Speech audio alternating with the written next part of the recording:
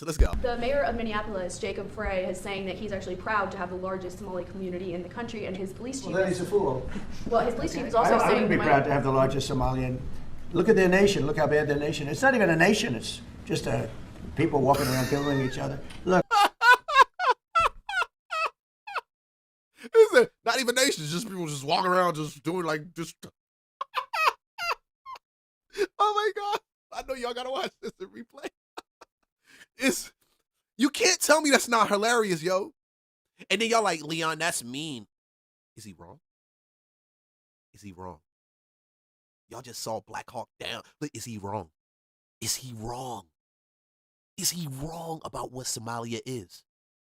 Because if he was wrong, then everybody who came here from Somalia would be trying to get back to Somalia. But they're not. They're trying to stay in the United States.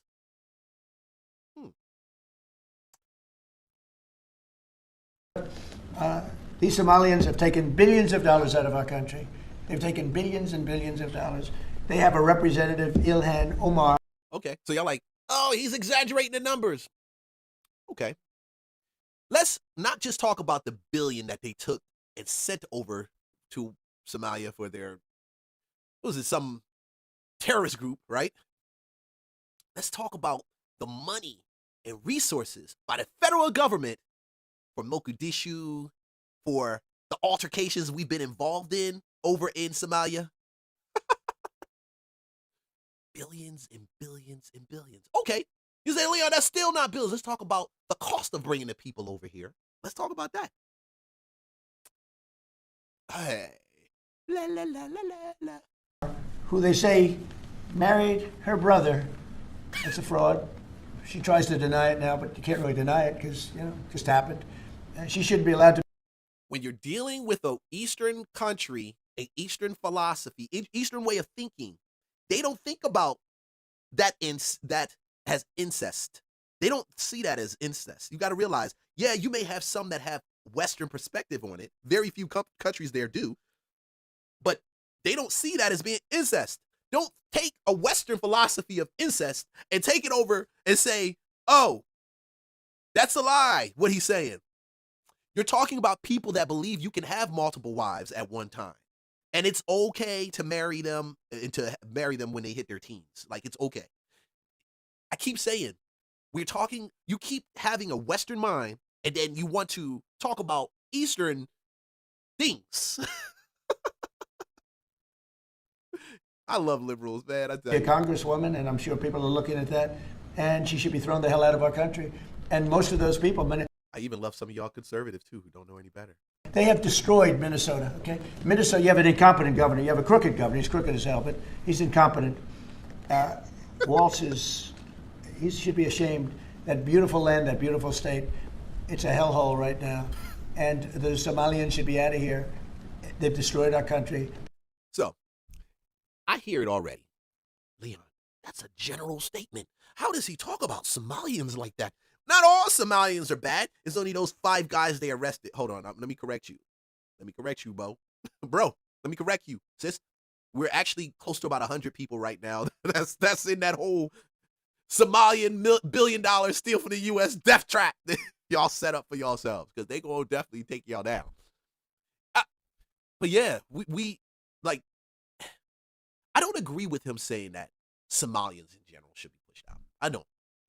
But unfortunately, we don't sit back and have the casual nature of this telling people that, hey, I'm a U.S. born, my parents are Somalian, but I was raised here. Okay. That's a fact. But you're still in a culture, still in a group that has a large for a large portion of that. If we look at the numbers right now, we're supporting that same group through Medicare, Obamacare, Abomination Care. I thought about that last night. I said, man, I got to use that Abomination Care through SNAP, through WIC, through all these other funded subsidies. All of this. So it's not just when you say 85% of Somalians that came here are on SNAP or government assistance. Damn, that's a lot. That's a lot. You got to admit that's a lot. I need somebody to name for me one Somalian that has contributed to the United States, advancing in technology, advancing in business, or advancing in, sciences, technology. We know y'all going to say Omar because of politics. I got you. And feel free to comment below and leave that information. I'm good. I can be wrong. I don't know everything. I'm never going to profess to. But damn. Congratulations. Well done. You got the dog on your back. I don't know. When you just bring a philosophy that is non-American ideology and a dependence on a system that you haven't really paid into, yeah, that's why you say, oh, it's these white people. Yeah, okay, it's the white people. You can say it could be the white people up there in Washington. If that makes you feel better, yeah, it's the white people in Washington. Yeah. Them motherfuckers are telling you that you need to contribute to the pot. That's what they saying. Contribute to the pot. That's it. Contribute to the pot. Throw a little something in there. Throw some money in there. Not because you work and they automatically take the taxes out, and not because you file the taxes. But damn, like, don't take the money and send it over to places that knowingly want to destroy us. So it does make the whole culture look bad. It does. It does. We can't sit back and say, oh, this is a general state. This is a hard thing to stomach if you're in college. And I saw some reaction videos of some college students talking. We don't know why. Y'all sound like like some volley white girls right there. They don't know why Trump said the way he said to us. I love y'all TikToks. I'm going to run some of those. We're going to do an all Somali TikTok trend. That's what we're going to do. Reaction trend where I just pull reacting to all Somali videos about Trump over there. I just need to see that. That's a good idea. Don't steal it. All right. Let's go. Let's finish this. And all they do is complain. You have her. She's always talking about the Constitution provides me with. Go back to your own country and figure out your Constitution. He's not wrong. He's not wrong. You guys they're using your liberties against you. They're using the same liberties that we hold true in the Constitution against us. It's like somebody using the scripture in church against you. And you're like, hold on. That scripture's not even meant to be used like that. Hold it. It can be used like that, but your motives behind it are wrong. It's an alternative. You're using the same scripture against you. That's the same thing you're doing. The Constitution says, and nobody wants to talk about the ill intent behind it. Nobody wants, what y'all want to ignore completely is the ill intent, the motive of the heart behind it. That's it. It's not that what he's saying is right or even wrong. It's not that. His motive behind it is, I love America and you guys are stealing shit from me. You're twisting our words. You're twisting our Constitution. You're manipulating our habeas corpus. Anyway, we're not. Anyway, let's go.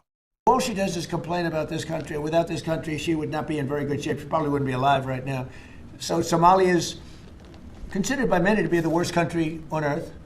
Some of y'all say we can't be critical about the United States. We can be critical, but there's a heart behind that. There's a heart. You can't be critical about the U.S. and know that people in your district are doing foul stuff and you don't even come in and stop them. I'm sorry. I thought you were a powerful congresswoman. I thought they elected you. If they are shutting you up with money, then we need to know, okay? And he's about to find out. But at the end of the day, you can't do that. How?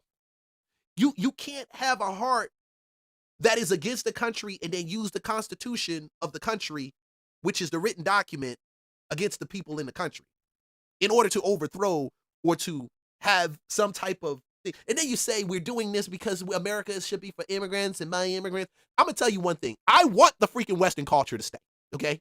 I enjoy my bag. I enjoy capitalism. It can be sucky sometimes, but I enjoy getting a bag. I enjoy it. Congratulations. Well done.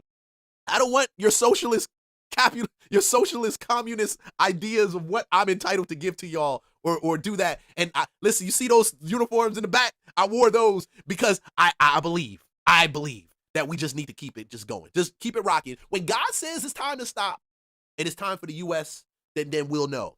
And I believe the God who made heaven and earth, who knows that his children live in this country, will take care of us. I believe that.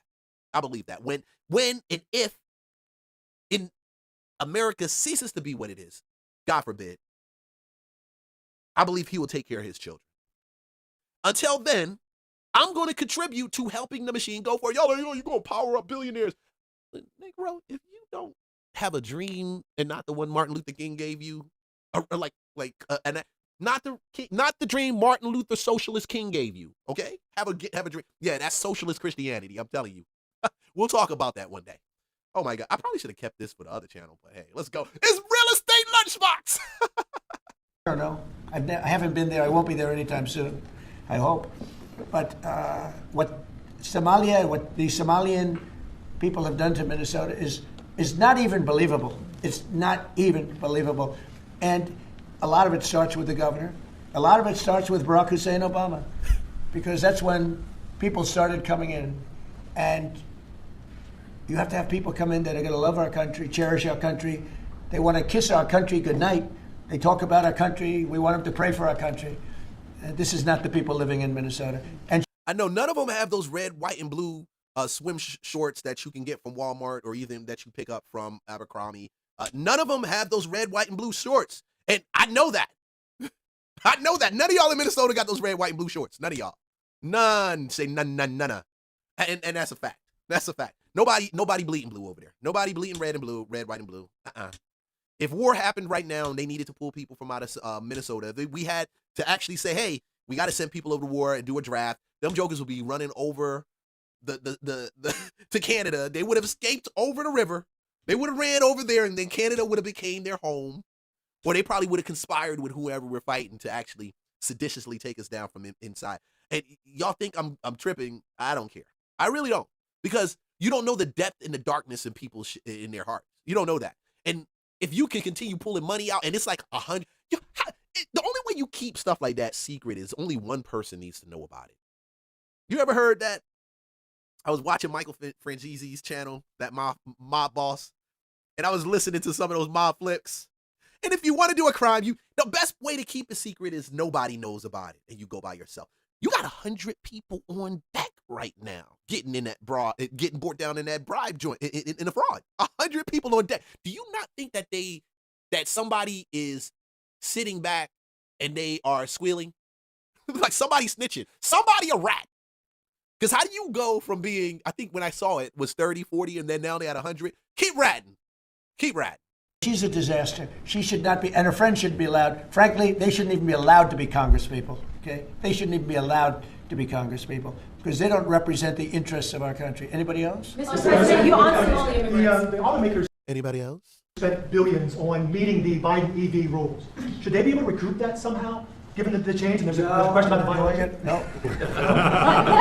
I'm not letting them recoup. They're going to do just fine. You know how they recoup? From this point forward, they'll do very well. Can you also talk about the USMCA and what you're thinking about renegotiating that with the automakers? Well, that's just an ongoing thing. It expires in about a year, and we'll either let it expire or we'll maybe work out another deal with Mexico and Canada. But look, Mexico and Canada have taken advantage of the United States, like just about every other country. In all fairness, if it's not them, I'm not blaming them. But every country, because we had stupid people running our country. We had a lot of stupid people running. Now, some of y'all gonna hate that, but dude, come on. You got to realize if you are smart, you're not going to be a politician. You're not going to go into government service. You're not. Don't let nobody tell you that. You're not. You're not going to go into government service. You may have a talent for it, and then you are intelligent, and you have some of them that are there, but you just got a talent for it. And if you were smart enough, you'll find a way to get it and then to get out. You're not. They don't. I think it was the thing about, there's like the A students, B students, and C students. You got to realize most of the people that's in government are A students. You have to be able to follow rules, follow directions, and not really break the box. You can't really be a rebellious person when you work. It's just almost like corporate America. You can't really be a rebellious person working in a government. Very much like corporate America. It's almost like being in the military. During the time of military, we had our low-key secret rebellions, but it wasn't like, we wasn't going to stand up and be like, F the general, all this other stuff. Bro, nobody likes article. No, we're good. We're good. We don't want to be caught out. But you got to be that type of person that has that box and you stay in that box. You got to. The people who are like bold, the ones who are like entrepreneurs, they build businesses like the Trump. That's why I said it's a triple threat. And y'all still don't get the triple threat on this guy. You still don't get the triple threat. To be a business person, entrepreneur, you have to have a certain maverick, renegade. I don't play within the boxes. I don't like those confines type of deal. I'm going to do it different, and I'm do it a different way. And you go against it. What is that? Red Ocean, right? Blue Ocean. Was it Blue Ocean, Red Ocean? I didn't even finish that book. It just got a little bit. All right, cool. Because it's like talking about something that's normal, that people just, like real mavericks just go against the grain. This guy did it against the grain. Now, then you got to turn around. You got to scale back. Even in marketing, you got to still be able to bust out, see the grain, see the line, and still color outside the lines when necessary. But when you go into politics, we see it already, political correctness. Where do we get the term political correctness from? Politics. Political correctness.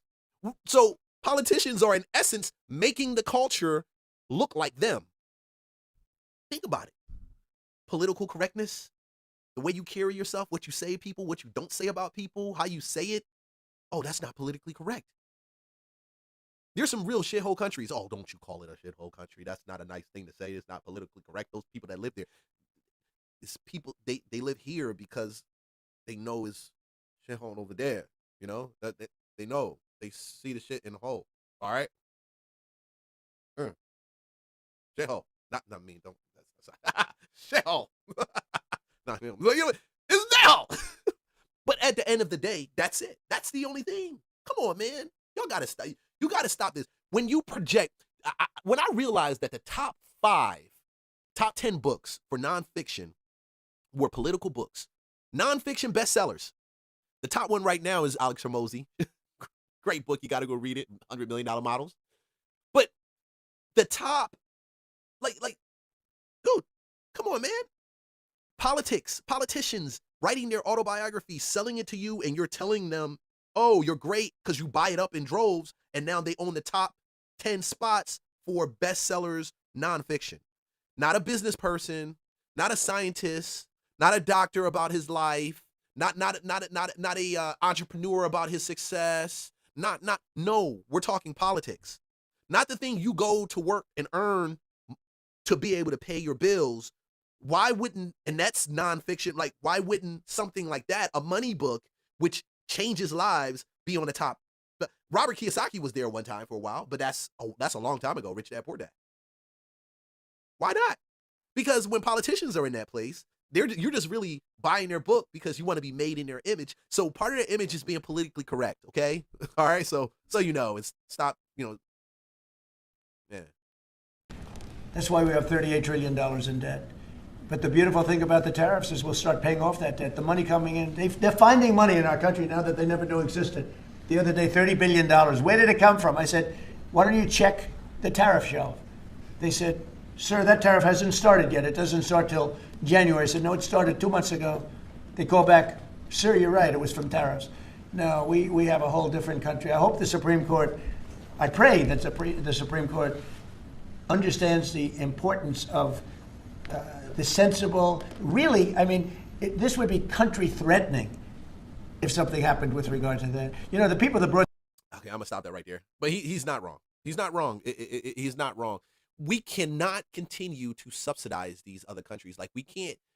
We're empowering and we created China, bro. Like, we created China.